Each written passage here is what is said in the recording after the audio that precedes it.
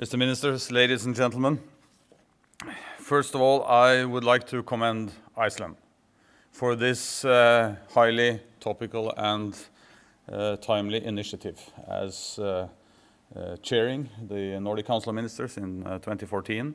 Iceland planned for this initiative and really boosted the focus on bioeconomy in the whole Nordic cooperation. Presidencies after Iceland in 2014 have followed up on it, and we have seen a huge interest in the Nordic experience from abroad, from different international organizations, as well as from other countries. So I want to commend Iceland on that. Secondly, I want to reflect on what happens when we come to Iceland. I mean, for me, my heart jumps when we touch down on Keflavik and the air hostess says, "Velkomin heim." It's something about Iceland that appeals to my heart. And I have been reflecting on what is it? Why do we feel at home? Or at least I do. Being a Norwegian, I feel the breeze of common Nordic past throughout the 1,000 years that have passed since farmers, mostly from Scandinavia, most of them countrymen of mine, some relatives from Sweden and Denmark, and even from the British Isles, climbed into their open boats and headed for the newly discovered land deep in the uncharted North Atlantic Ocean. 1,000 years may sound a long time ago, but in fact it's not. This happened not more than 30 generations ago. We know the names of the people who came there, at least some of them.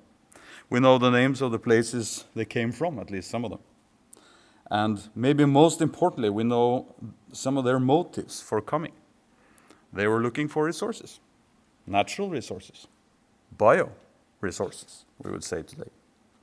And still, bioresources and the bioeconomy play a big role in the Nordic countries' national economies, be it the Finnish forests, the Danish fields, or the marine resources in our common oceans. The fact that these natural resources are still important tells a story of successful management. Yes, there have been failures, but yes, there is a story of sustainable management of these resources. But sustainability is not only about natural resources and economy. Sustainability is also about societies and local communities.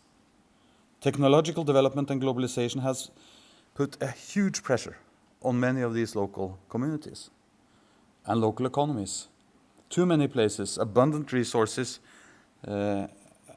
are under pressure, and they are exported without much processing and without much value added. Too many places. Regional economies have become too uniform because as the value-adding processes are outsourced to distant places in the world, so are valuable skills and jobs. This leaves fewer opportunities for young people and well-educated people, especially young women. This is a challenge in many northern communities today. I encourage you to have a look at the excellent maps that Norregio, one of our Nordic institutions in the Nordic Council of Ministers, has produced and published. These maps demonstrate this point very clearly. The trend of smaller settlements and rural areas being dependent on natural resources and losing people, literally. And those are also losing vitality, education, children. So the NordBio program that was initiated by Iceland in 2014 has set out to change this development. It's some very bold ambitions, actually. NordBio's goal is to make the Nordic countries leading in the field of sustainable production and utilization of living natural resources, and to reduce waste and promote innovation, green economy, and regional development. Personally, I find it especially interesting and important that NordBio connects all this with innovation and with innovation in children's education through the Biophilia project. The NordBio program has succeeded in putting the term bioeconomy on the political agenda in the Nordic countries, as I started out to say. And that's very good. The strong focus on utilization of waste, what some people call side streams, I've learned, the strong focus on regional innovation and local production is encouraging. So is the idea of using regional centers of expertise as hubs for young, well-educated people with innovative ideas for their regions.